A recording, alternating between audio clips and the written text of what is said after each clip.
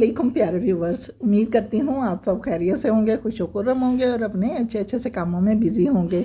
अल्हम्दुलिल्लाह व्लॉग में आप सबको वेलकम कहती हूँ। ये बची हुई थी जी वार्निश, जो कि उस मैंने कुछ दिन पहले फ़र्श की पॉलिश और फ़र्श की क्लीनिंग के बारे में आपके साथ एक वीडियो शेयर की थी। तो मैंने कहा इसे ज़ाया ना करूं, और जहाँ जहाँ भी मुझे ये पॉलिश सही लगी कि यहाँ पर अगर लगाऊंगी तो खूब चमक दमक बढ़ जाएगी, तो मैंने वहाँ पर लगा दी। और आज वैसे मैं क्लीनिंग जो है वो आपके साथ शेयर करने वाली हूँ, डीप फ्रीज़र यानी कि फ्रिज की क्लीनिंग, और वो भी एक मैजिकल पाउडर के साथ। और फ्रिज बिल्कुल ऐसा हो जाएगा जैसे हमने आज ही नया ख़रीदा हो।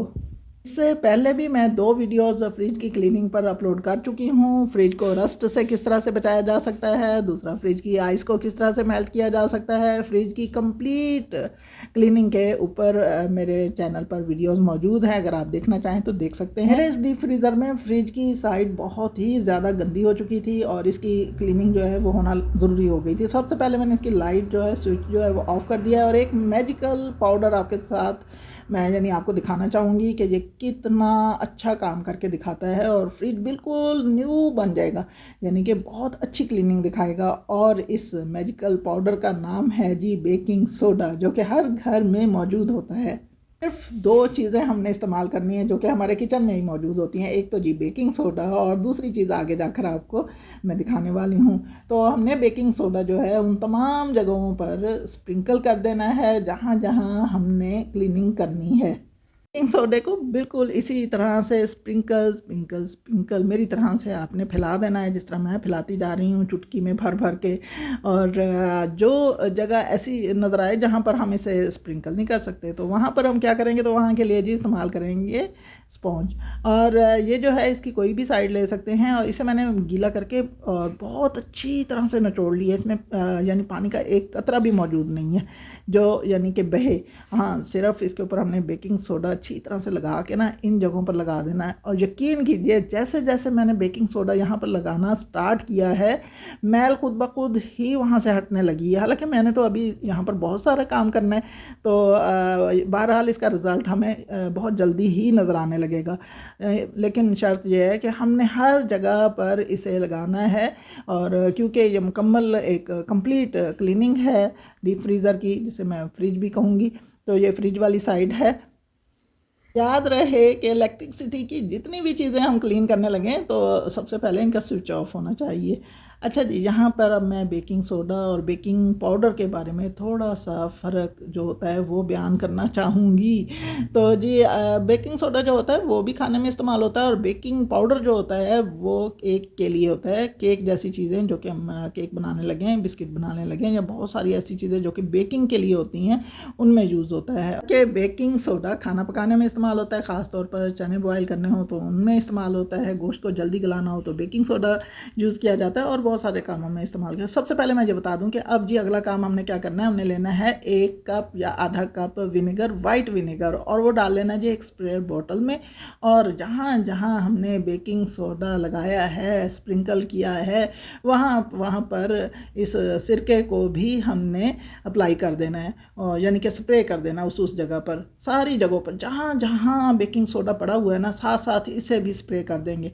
और इससे स्प्रे करने के बाद इसे हमने 10-15 मिनट के लिए छोड़ देना है। से एक बात है कि आपने मेरा फ्रिज देखा है कितना मतलब रस्ट से पाक है, इसमें कोई भी जंग वगैरह नहीं लगा हुआ, किसी भी कोने किनारे में आपको जंग नज़र आ रहा है। और आइस देखिए, यहाँ पर आइस बिल्कुल नहीं नज़र आ रही, थोड़ी सी थी, वो जैसे ही मैंने फ्रिज को फ्री किया तो वो खुद ब खुद ही बेचारी गिर गई।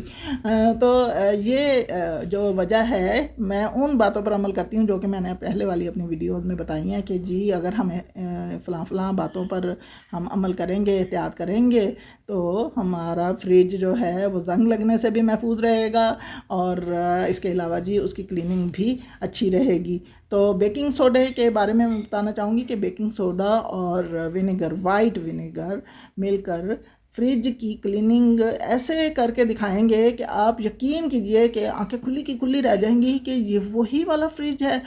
मतलब इतना नीट एंड क्लीन कर देगा ना कि ऐसा लगेगा हमने आज ही नया फ्रिज ख़रीदा है। जी, यहाँ पर मैं बहुत ज़्यादा बातें करने लग जाती हूँ। असल में मैं कुछ भी लिख के अपने पास नहीं रखती, जो मेरे दिमाग में जो बातें आ रही होती हैं ना उस चीज़ के बारे में, मैं वो सारी की सारी आपके साथ शेयर करना शुरू कर देती हूँ। तो जैसे ही 10-15 मिनट गुजरे तो हमने कोई स्क्रबर लेना है और स्क्रबर से हम जहाँ-जहाँ हमने विनेगर और बेकिंग सोडा लगा रखा होगा उसे हमने रब करना स्टार्ट कर देना है।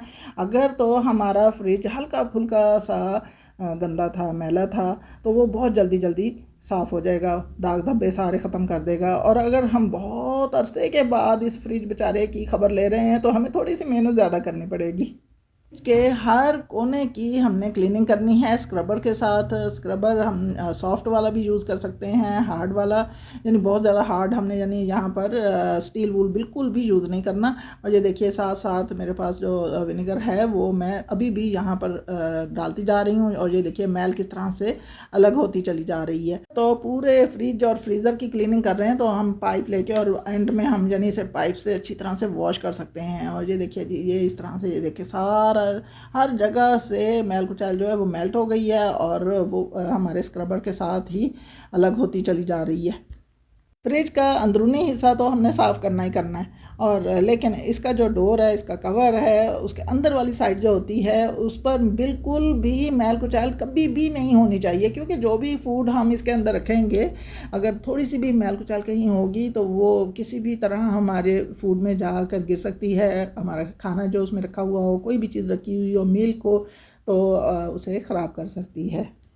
में हमने एक सूती कपड़ा लेना है, माइक्रोफाइबर क्लॉथ भी ले सकते हैं, उसे अच्छी तरह से वॉश करके अच्छी तरह से निचोड़ के और उसके बाद जी हम इस फ्रिज पर, इसके अंदर बाहर हर जगह पर उसे लगाएंगे और बार बार वॉश करेंगे और बार बार लगाएंगे जब तक कि हमें ये अंदाज़ा ना हो जाए कि यहाँ से बेकिंग सोडा ख़त्म हो चुका है। ये देखिए जी, फ्रिज की क्लीनिंग करने के बाद इसमें सारी चीज़ें सेट कर दी गई हैं और आप देख सकते हैं कि मेरा फ्रिज बिल्कुल स्पॉटलेस हो चुका है और इसकी शाइन देखिए, इसमें आपको एक ख़ास चमक नज़र आ रही होगी। सिर्फ दो चीज़ें बेकिंग सोडा और विनेगर, यानी इन दो चीज़ों से के इस्तेमाल से फ्रिज बिल्कुल नया हो गया है और क्लीनिंग भी बहुत आसान है, कोई ज़्यादा ज़ोर नहीं लगाना पड़ता। ये दो चीज़ें मिलकर तमाम मेल्ट को हटा देती हैं। तो ये देखिए जी, अब मैं आपको दिखा रही हूँ कॉम जो है, इसको हमने बेकिंग सोडा से वॉश नहीं करना, बल्कि आज मैंने वॉशिंग मशीन लगाई हुई है तो जी मैं इस तरह जब कॉम मैले हो जाए ना तो मैं इन्हें वॉशिंग मशीन में फेंक दिया करती हूँ। तो इधर जी मेरे बेटे ने कहा है कि मेरे बालों में ऑयलिंग कर दो। वैसे तो सख्त गर्मी में बालों में ऑयल लगाना बहुत ही अजीब लगता है, लेकिन बच्चे जो हैं आजकल, इनके जो काम हैं, जो इनकी जॉब्स हैं, वो बहुत ही ज़रा टफ टाइप की होती हैं, तो इनके बालों में ऑयल लगाना बहुत ज़रूरी होता है। इन्हें इनकी दिमाग की ताकत के लिए इन्हें बादाम खिलाने और बालों को ऑयल लगाना, ये इस तरह के छोटे छोटे काम जो है ना वो बड़े हेल्पफुल होते हैं। तो आज जी युशे की 10th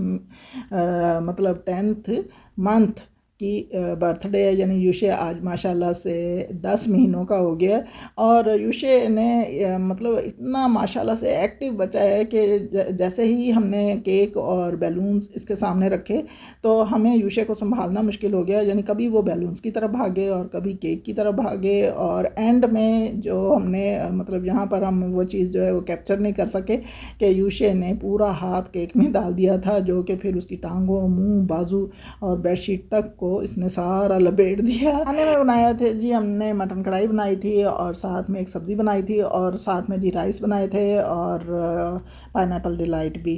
तो ये था जी आज का मेरा बहुत ही खूबसूरत सा व्लॉग। अगर आपको ये वीडियो अच्छी लगी है तो प्लीज़ मेरे चैनल को सब्सक्राइब कीजिए, लाइक्स दीजिए, शेयर ज़रूर कीजिए, दुआओं में याद रखिएगा। अल्लाह हाफिज़।